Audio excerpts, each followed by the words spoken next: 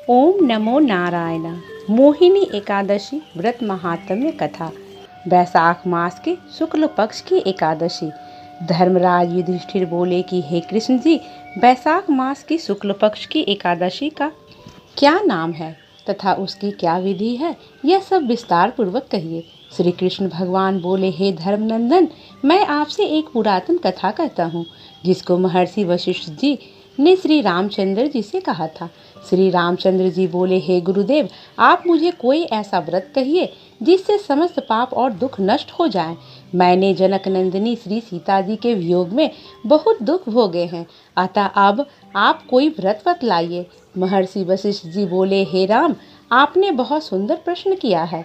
आपकी बुद्धि अत्यंत शुद्ध और पवित्र है। आपके नाम के स्मरण मात्र से ही मनुष्य पवित्र हो जाता है, इसलिए आपका यह प्रश्न लोकहित में अवश्य आएगा। वैशाख मास के शुक्ल पक्ष में जो एकादशी होती है उसका नाम मोहिनी है। इस एकादशी का व्रत करने से मनुष्य के समस्त पाप तथा दुख कट जाते हैं।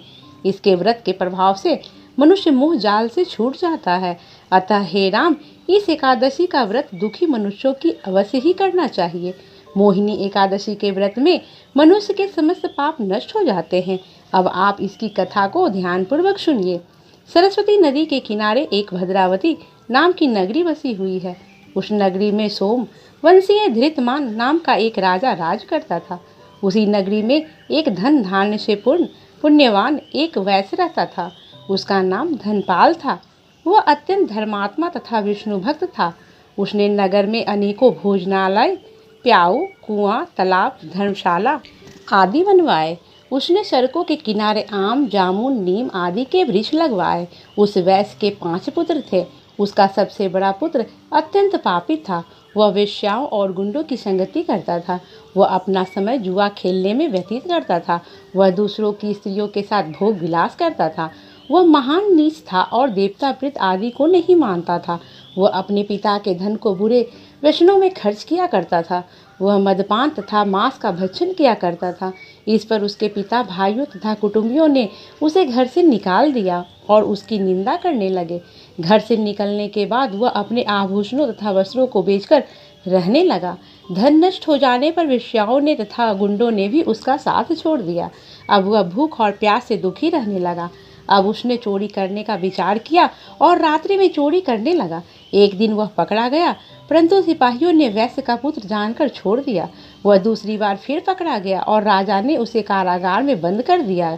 कारागार में राजा ने उसको बहुत दुख दिए और उसको नगर छोड़ने को कहा।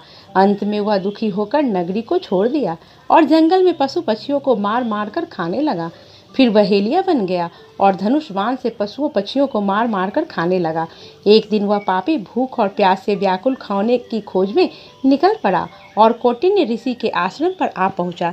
इस वैशाख का महीना था। कौटिन्य ऋषि गंगा स्नान करके आए थे।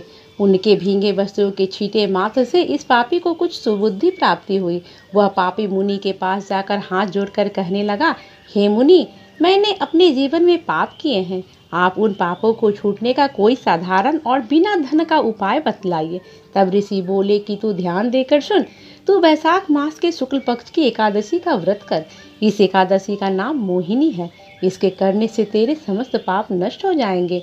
मुनि के वचनों को सुनकर वह बहुत प्रसन्न हुआ और मुनि की बतलाई हुई विधि के अनुसार उसने मोहिनी एकादशी का व्रत किया।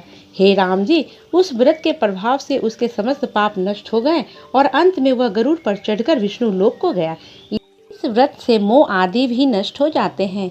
संसार में इस व्रत से अन्य कोई श्रेष्ठ व्रत नहीं है।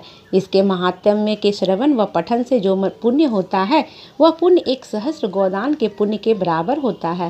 प्रेम से बोलिए विष्णु भगवान की जय।